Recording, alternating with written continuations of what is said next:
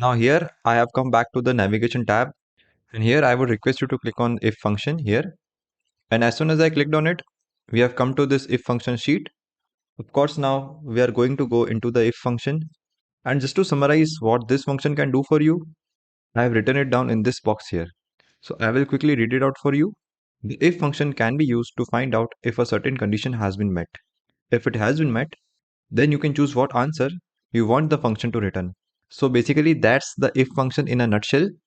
And with that said, I'll move on to the first example because it will just make more sense once you see it in action. So anyway, this is the first example here. Now what I have done is I have basically written an if function here, and all I wanted to do with this if function is I wanted to find out whether this value here is less than 40 or not. And if the value is less than 40, I wanted true as my answer.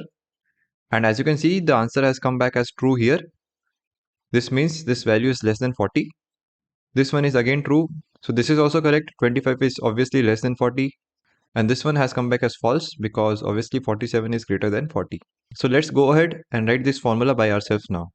So just like any other formula or function, equals would go in, and then you put in your word if, open the parenthesis using tab or just open bracket, whatever you want.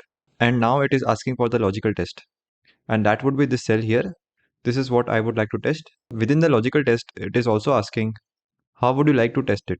Well, I would like to find out if it is less than 40, just like in the example above. So I will use the less than symbol here. I will put that in, and then I will type in 40. So I've just put in these 5 little tables here.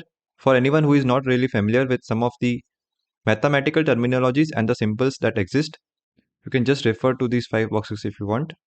With regards to the last one, equals to, the double quotes don't belong here. I just had to put them in because if you input an equal sign into a cell, Excel thinks you are trying to write some type of formula or function. So to avoid that, I had to put a double quotation around my equal sign. So long story short, don't use the double quotes when you are using the equal sign. So okay, so here back to the formula. Now it is the end of the logical test. So my comma can go in, and now it is asking what value you want to be returned if the logical test is correct. Or in other words, the cell is less than 40. So here I am going to put in the word true. This is the word I want to return to me. Now you probably already know that if you are going to use words in your function, you do have to put them under double quotation marks. But with the words true and false, these words, and I really don't know how to explain this, but simply saying these words belong to Microsoft Excel.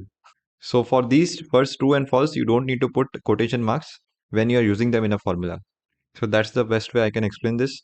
So the words in summary true and false do not need any quotation marks.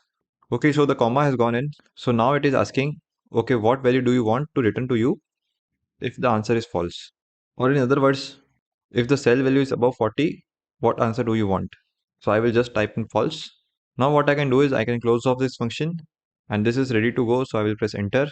So as you can see, we have a name error here. This might show up because we might have typed some part of formula incorrectly. So I will just double click on it again.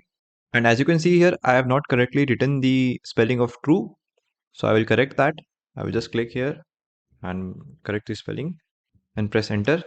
And as you can see, my answer has come back as true, and that is accurate. Now I will use autofill to fill in the other three.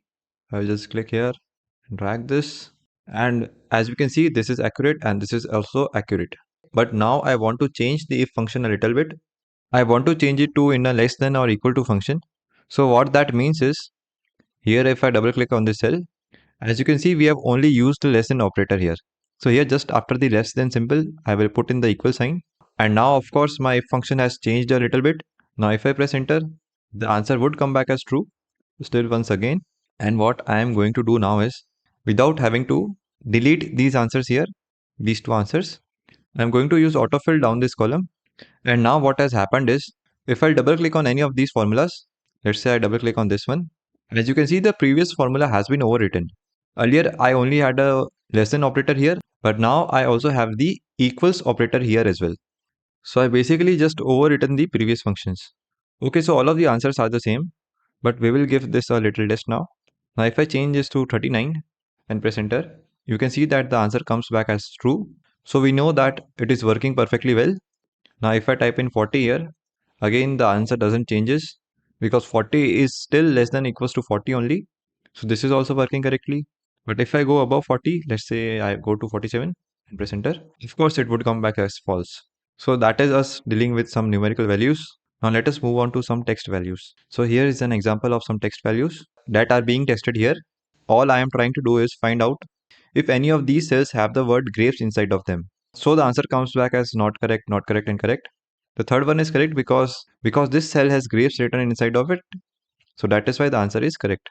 So let's write out this if function. So I will just scroll up a bit. It is exactly the same as before, except we are going to be using our own words this time.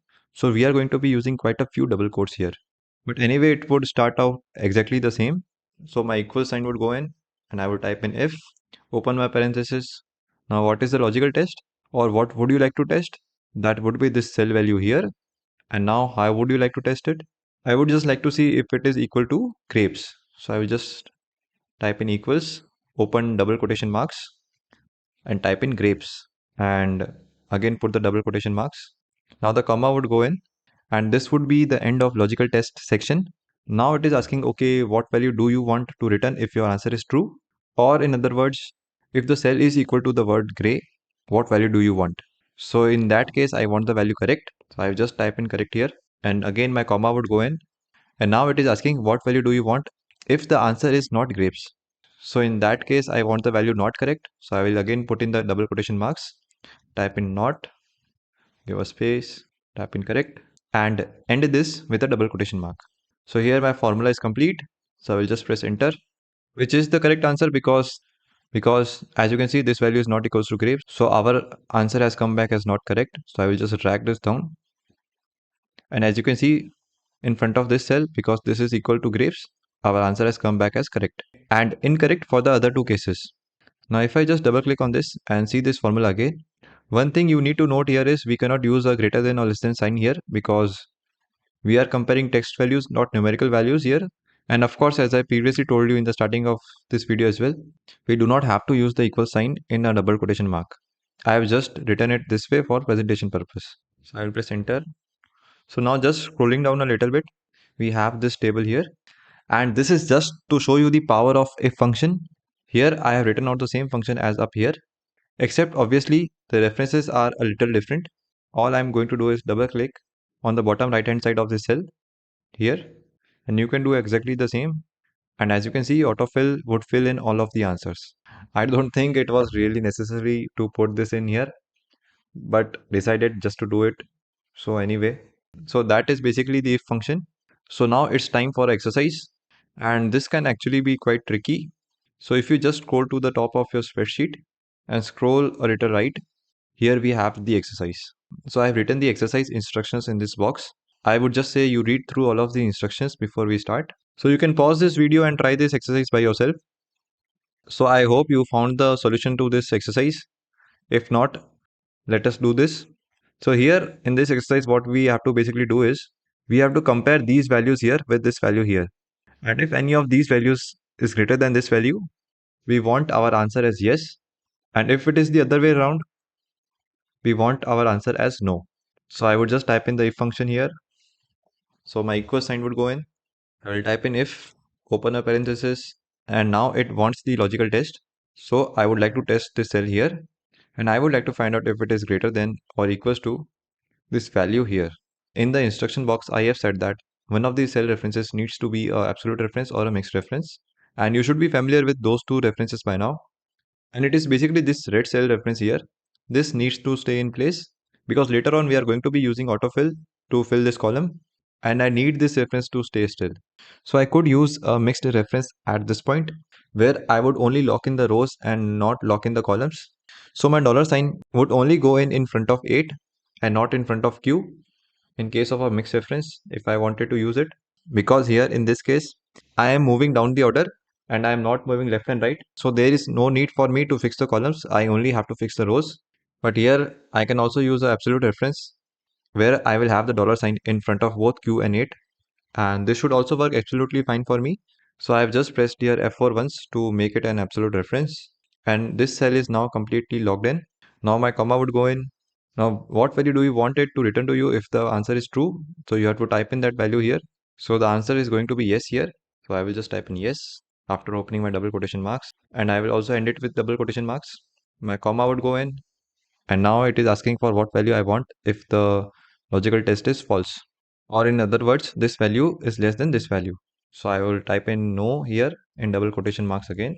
So here my formula is complete now. So I can simply press enter now. And as you can see, this has come back as no, which is correct. This value is less than this value. So what I will do is I will just autofill this column. And as you can see, we have the desired result here. So now if I were to change any of these figure to 5000 exactly, as you can see, this answer would come back as yes.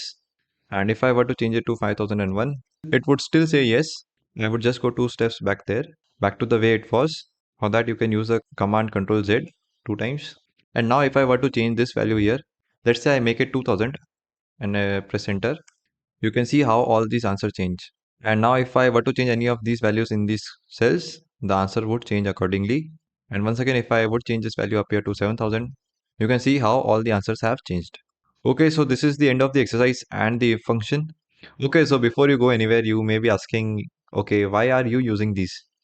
Or why are you using these funny spelled car model names? I should rather say these are brands, but I've just put model. And this is just because of copyright. I'm not sure how far I can go with this. I am probably being a little bit silly here, but that's the reason why they are not really spelled correctly. So another thing that you may have noticed, the total revenue is very low for these car manufacturers. I just did that for simplicity's sake. But even if it was in millions or billions of dollars, the same principles would still apply for a function. Okay, let's move on. I will see you in the next video.